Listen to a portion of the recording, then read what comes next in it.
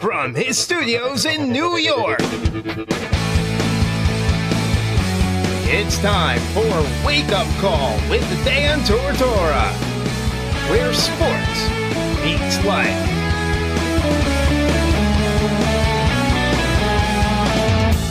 Here's your host, Dan Tortora. Welcome here to Wake Up Call with Dan Tortora on wakeupcalldt.com, your one-stop sports shop, and on mixlr.com/wakeupcalldt, all throughout the week, Monday through Friday from 9 a.m. to 11 a.m. during our normal scheduled time, Eastern Time. You can watch and listen to Wake Up Call with Dan Tortora. Once again, Monday through Friday from 9 a.m. to 11 a.m. Eastern Time. You can watch on Facebook Live on facebook.com/livenowdt, and you can listen on mixlr.com/wakeupcalldt, and where the MixLR feed is embedded on the homepage of Everything Wake Up Call on wakeupcalldt.com. Today is a very special broadcast of Wake Up Call with Dan Tortora, keying in on the American Athletic Conference and all of the coaches inside of the football conference. Now, the Thursday, September 19th game this week in Week 4. This is Week 4 of American Athletic Conference football coverage. The Thursday, September 19th game is inside of the American Athletic in conference play between Houston on the road at Tulane. And on Saturday, September 21st, UConn will face Indiana. UCF will face off against Pittsburgh.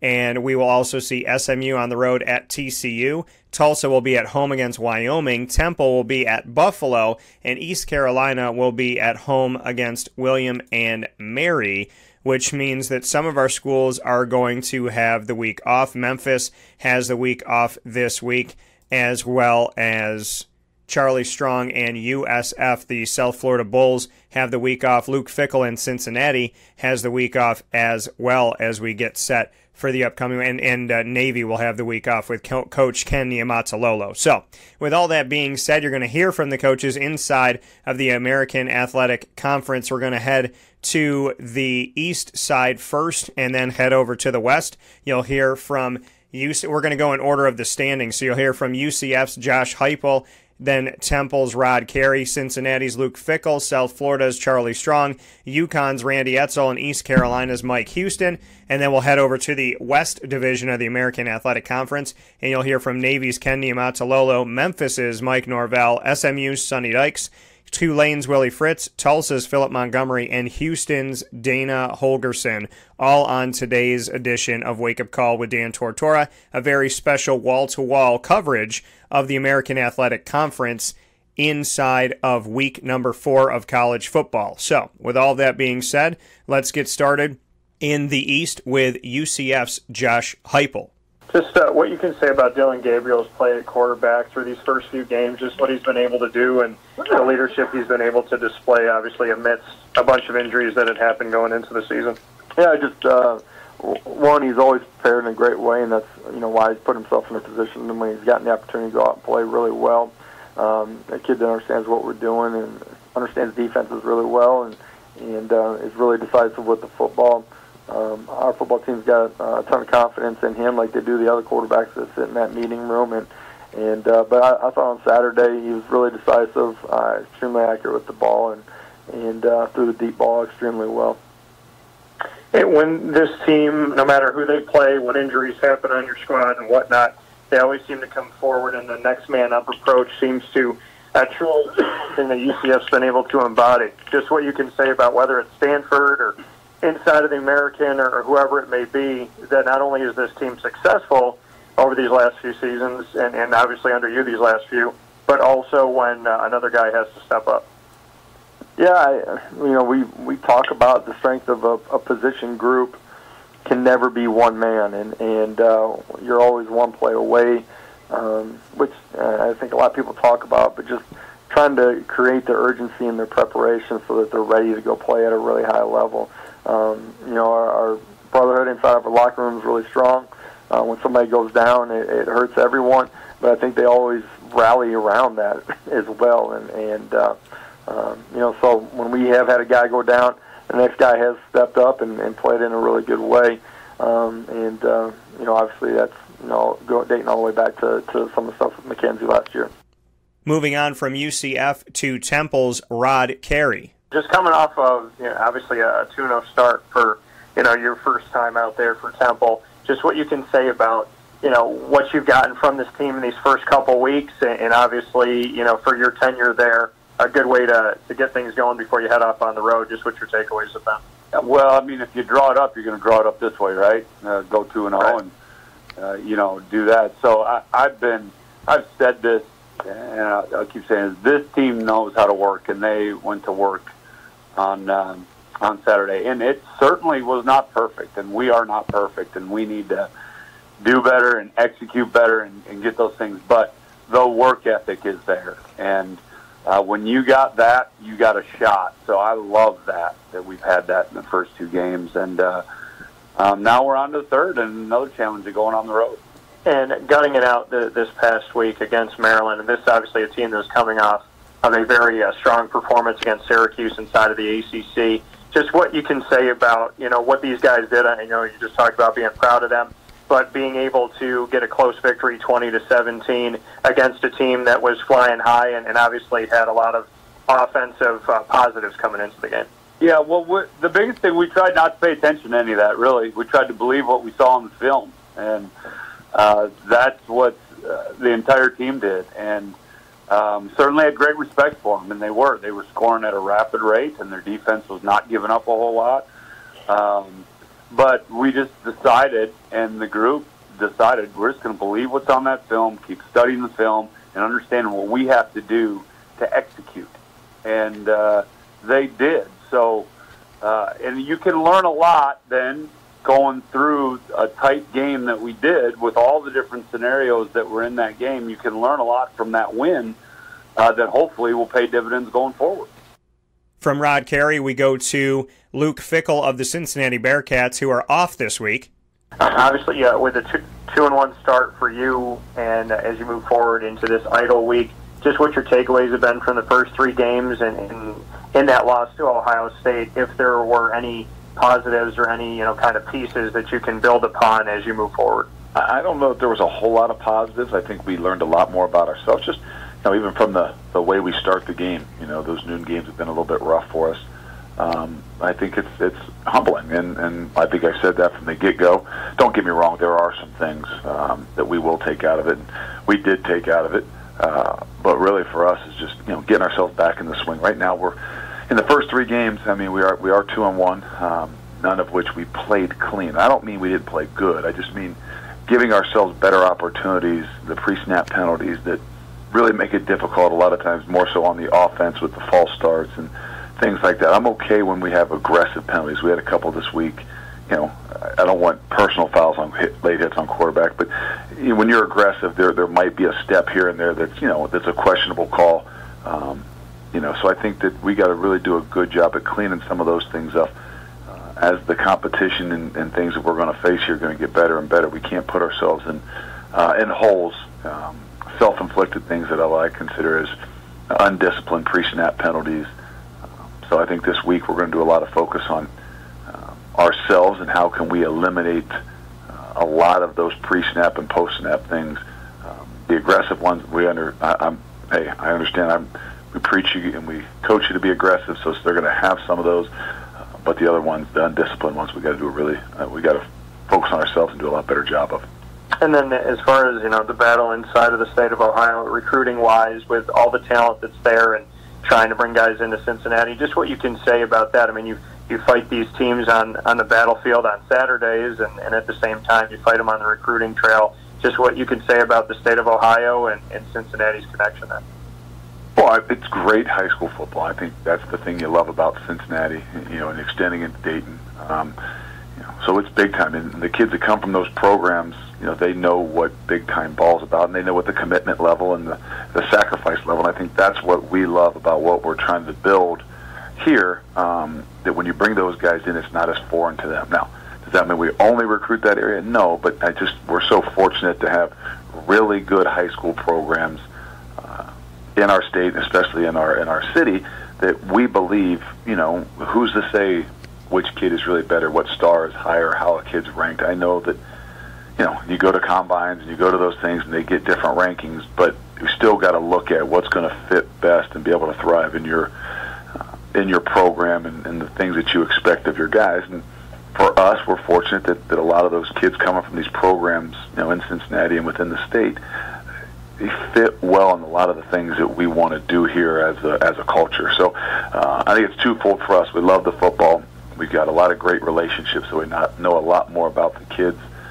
And if we really believe that they'll fit into the structure of what we do. I don't mean offensively and defense. I just mean into the structure of how we run a program. And to another team that's off, South Florida Bulls, Charlie Strong, their head coach, is here on Wake Up Call. To go into a little bit more on the first career start for your freshman quarterback, Jordan McLeod, just your takeaways from him and just his place moving forward with this team. Well, Jordan had one thing we do at practice, we always go, we get a first offense some plays and you get a second offense some plays, so he had been repping it. At practice, but he never had been in a game, and then we played him late there against Georgia Tech, and he took the offense and moved the ball down the field. And there wasn't nothing that what Blake wasn't doing. Sometimes you just had to you feel like that we needed something different. The team needed something different, and we needed to get going. So he came in and played well, and he can always get better. He missed some reads, but still, though, in his first start, I thought just overall, did turn the football over, but he played pretty well. And then as far as kind of stepping forward here skill-wise, as you have this open week, just what your takeaways can be from some of the receivers and the running backs there. If you feel like some leadership is starting to emerge from those two positions as you go forward in the season. Well, we got to get better at both of those positions. We got to get a 100-yard rush here.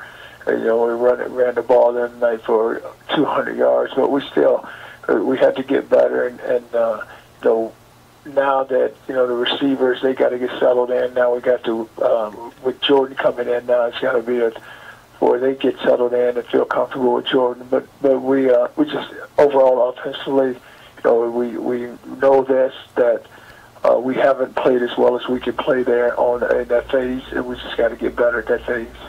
Moving on to UConn's Randy Edsall as UConn plays their final season inside of the American Athletic Conference before becoming independent in July of 2020.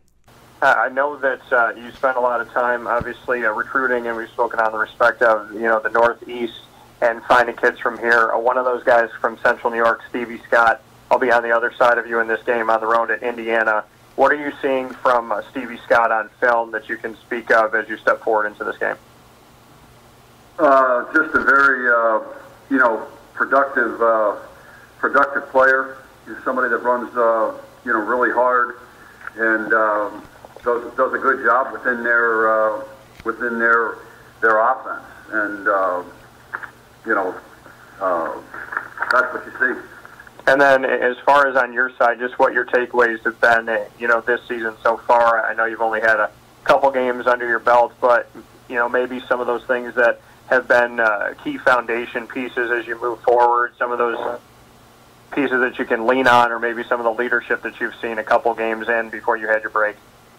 Well, I think the big thing for us is just a matter of just trying to get better, and guys, getting better. And, we got a bunch of young kids that, as long as they keep improving, we'll be okay. And if they keep doing that, keep playing together as a team, then we're going to give ourselves an opportunity to win. And finally, for the American East Division, the American East Division of the American Athletic Conference, East Carolina's Mike Houston is up next. Just to assess these first few games with Holton at quarterback, just what you've seen from him and what you're seeing when you go back and look at the film as the team steps forward into your upcoming game. Well, I think Holton, much like our team, is young and developing, and certainly he has a lot of potential, and he's driven to be a great player. He wants to be good. He works very hard at it, and he is continuing to improve week to week. And I think you'll see him. I think you'll see him get better as the season goes on. And then, as far as the rushing attack goes, just what you can say about maybe working in that room a little bit more, seeing maybe some of the things that in the first few games that have stuck out to you. Is there someone that's that you can lean on a little bit? Are you seeing some leadership emerge from the backfield, or just what you can say about that? Well, I think that certainly it's something that's important to me, philosophy-wise. I don't know how much it was important to the previous staff, so it's a place where we will really work to develop that room. I thought Darius had a nice start to the year, but obviously we did not have him last week, and so we had some younger players getting some opportunities right there, and I think that in time, they're going to be just fine. It's just, we've got to bring them along. Shifting gears from east to west, we go over to my conversation, my Q&A with Navy midshipman head football coach Ken Niumatalolo. Just to kind of go off of what you've been talking about here, just the start for the team this season and what you've seen from them. I know the last couple of years you wanted to see Navy play Navy football, as you had stated. Do you feel that that's happening right now early on here in the season? Yeah, and I won't even say the last couple of years, because really last year, because even like the year before, we're a field goal away. We're a couple plays, maybe 2 or 3 plays away from winning 9 or 10 games. So it was more so last year. I just feel like it wasn't Navy football. But I'm really encouraged by what I see. I'm encouraged by the way we're playing in all 3 phases. Where our kids are playing hard. They've bought in. They've bought into what we're doing. And I'm just pleased right now with the way we're playing. But I also recognize in this game and in sports, everything's week to week. So if you start patting yourself on the back, or if you start, reading your press clippings or things like that, the penthouse and outhouse aren't very far away in sports. And so you just got to continue to keep grinding, see the stuff that you're doing well, hopefully continue to improve on that. Things that you aren't doing as well, improve on those things too. It's just, you never stop. You got to continue to keep pressing forward. It's a daily deal. But right now, Dan, I'm encouraged by where we're at to start the season. From Ken Niumatalolo, we go to another team that is off this week as well, the Memphis Tigers, and head coach Mike Norvell. Well, just obviously coming through this, where the team stands right now at 3-0, as you have a little break in the action until your game against Navy. Just what your takeaways have been through these first 3 games. Obviously, Ole Miss being a test that you had right off the jump, and then what you were able to do in these last couple of weeks, just what the first 3 weeks have shown you. I've seen our team, continue to grow and get better. We had obviously open up with an SEC opponent. It was a great challenge for us. I thought our guys, even though we didn't necessarily play the cleanest game in all phases, we battled and we found a way to finish. We were able to really control the tempo of the game. We come back the next week, maybe didn't get off to the best start in the game, but our guys responded well. You came back and ended up having a dominant performance there in the second half, and then last week going on the road was probably closer to our most complete game in all 3 phases, but still a lot of mistakes and things we have to clean up. So we've improved each and every week, but there's still a lot of growth that we've got to see from our football team. The kids have definitely bought into what we're asking them to do from the schematic point and aspect. But we've got some really good football players, and we're excited about watching their future development. And you've had success, like you said, obviously the Ole Miss game against the SEC this season. You've had success against, teams inside of the quote-unquote Power 5 since you've gotten there. Just what you can say about, what that does for you, having success obviously inside of the American, but also scheduling these games and pushing your team to have to play these other teams around the country that have reputable programs and then finding success against them as well. Well, I think you need to perform well out of conference. It's great for our league. It showcases the strength of the league and the teams that are in it. But also, for our team, it's important when you get to play in those nationally showcase games, and whether it's within conference or out of conference. That's one of the things we take a great deal of pride in. Is you've got to show well when the country's watching. Every week is an important week, and you got to play to a certain standard. But if you want national recognition, you as a conference, if you want national recognition as a football team, then you've got to show that you're deserving of it. And so Our guys have worked really hard throughout the process, and I think it speaks volumes of our conference when you do get to have those types of games to be successful in them. From Memphis, we head south to SMU and hear from the Mustangs head coach Sonny Dykes in his second season with the team. To start off this season, for the first time since 1984, that SMU has been 3-0. I know this is just the second season for you there, but just what you can say about maybe the fan base, maybe the feel around the team, if you get a sense that people are starting to believe or maybe open up a little bit more, fill some more seats in there, if you're getting a sense of that, seeing that this team is now 3-0 to start this season. Yeah, I think so. I mean, I think there's some optimism. I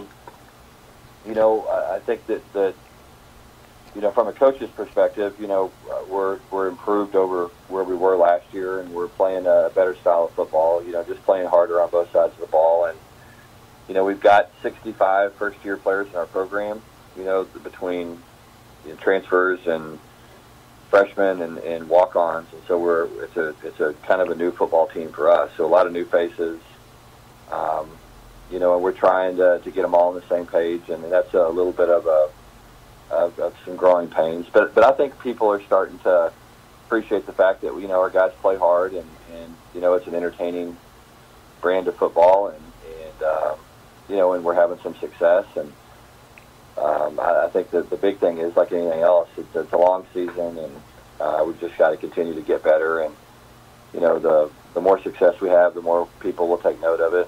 We can't worry too much about that. We just got to worry about getting better every week and figuring out how to win some football games. And then as far as Shane at quarterback for you, coming over from Texas, just what he's been able to do in these first few games and your takeaways have been from him and just what he's meant to SMU as you step forward. Yeah, I thought he's played really, really clean football. I thought the other day we got a little bit impatient in the first half. He threw 2 interceptions, kind of forced 2 balls that he doesn't normally do. And I think part of that was just, we had kind of been a big play offense leading up to that game, and just one of those deals where we felt like we wanted to just go out and score every possession. And so I think sometimes that can be a little hard on your quarterback, and they just got to be patient. I think Shane learned a good lesson, and we were able to run the ball, and so anyway, that was encouraging. But up until that point, I think he's played really, really good football. He's a great leader for us. He's done an outstanding job of coming in and fitting into our culture and really buying in, and has just he's been everything you want from the quarterback position. And I think he's going to continue to get better and better. I mean, when you look at him, he didn't go through spring ball, and so he's still learning. I think sometimes we take that for granted. I mean, he's played 3 games for us. He hadn't had that many practices, and so every day is important to him, just going out and having a good practice and getting the reps and continuing to improve. From SMU to Tulane with Willie Fritz, now on Wake Up Call with Dan Tortora. Obviously with Tulane, we know that running the ball is imperative and very important to the team. It looked like, when you go back and look at the stat sheet, it looked like half the team ran the ball. Just what you could say about getting a bunch of guys out there and some experience out there in the backfield. It's really awesome. We played 87 guys, got a chance to go in and play. 87 guys got a chance to go in and play the other night, which is just fantastic. These guys put in such effort and practice and, doing everything everybody else does, except they don't get the benefit of playing in the ball game. Got a chance to play some true freshmen that you want to look at and see if they're ready to play Division I football right now. The new rules that the NCAA have with being able to play 4 games throughout the season is just awesome to be able to do that too, to evaluate some guys. So that was a real plus for us.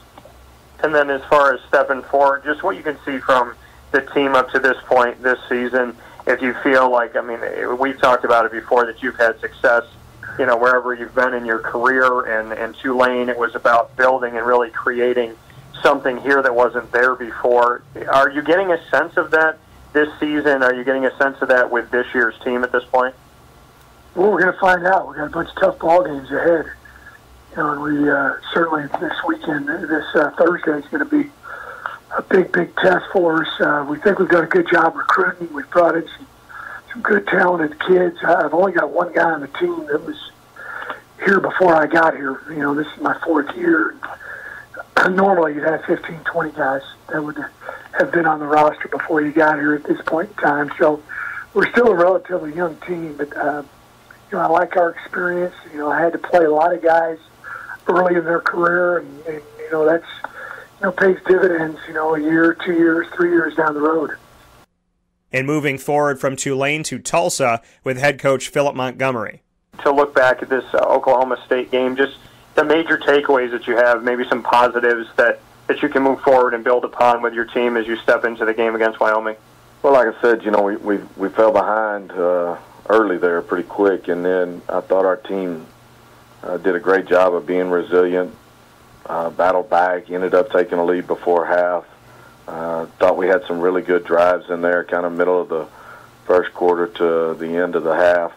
Thought our defense created a turnover there, got a pick, and I thought from that point on played extremely well until we kind of gave up the cheap one late. So, you know, Oklahoma State, I think, is a very talented football team, very well coached, and they've got a lot of weapons on offense. So we've got to continue to keep growing. We've got to continue to keep putting some things together, but, you know, we're seeing flashes of things that are coming around. We've got to do that more consistently. And then as far as quarterback, I know that was something that you were keen in on and looking into, obviously going through fall camp and whatnot. What have you seen from, you know, your quarterbacks up to this point, and as you step forward, you know, is there clear-cut leadership in your opinion at this time, or is it still a group of guys trying to figure out who the guy is?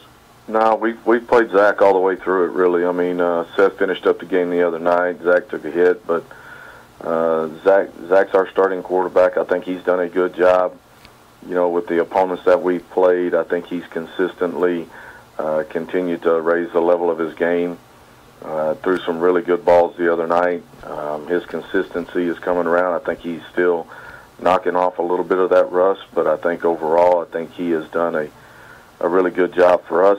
His leadership has been good on the practice field and in games, and so he's the guy right now, and we have a lot of confidence in what he's going to be able to do. And rounding out the American West Division of the American Athletic Conference and the conference as a whole is Houston Cougars head coach Dana Holgorsen in his first season back in Houston. First few weeks for you, obviously you played two top 20 teams in Washington State and Oklahoma. What have been your takeaways, maybe your assessment of your team playing against the top 20 so far? Competitive, just not, you know, made too many mistakes to be able to knock off really good football teams. You know, we're not interested in moral victories. You know, the University of Houston's beat plenty of Power 5 schools throughout the course of the last 5-10 years. So, you know, we're a little disappointed we didn't get one or both of those victories. Just got to stay the course. I mean, we're all new here, so like the way that our guys are playing, like the effort with which we're playing. We got to just stay the course and practice and play hard and line up and try to beat a good Tulane team here Thursday night.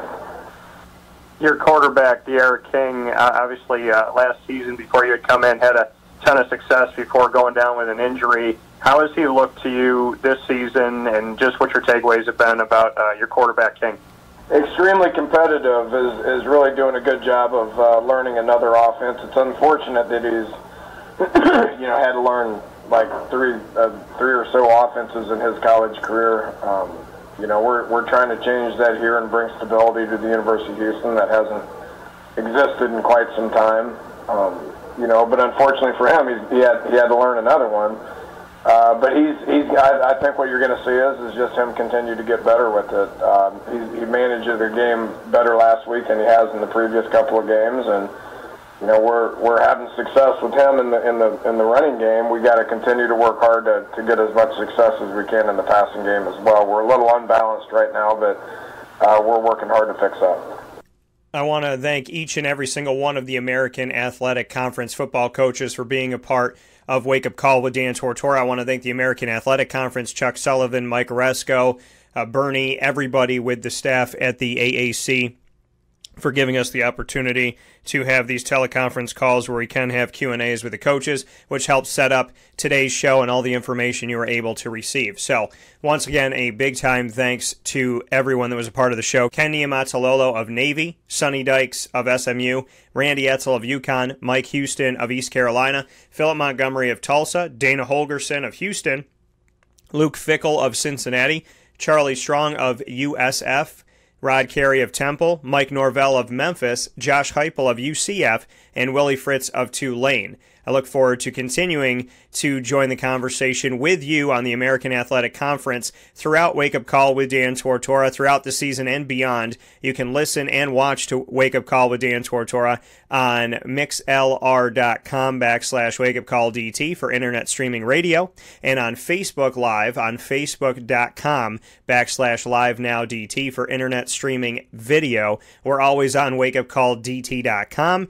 and the show is Monday through Friday live from 9 a.m. to 11 a.m. Eastern Time. Make sure you catch us on Facebook at Wake Up Call DT. Click like and follow us on Twitter at CallDT and on Instagram at WakeUpCall_DT. God bless, Godspeed, and as always, be good to one another.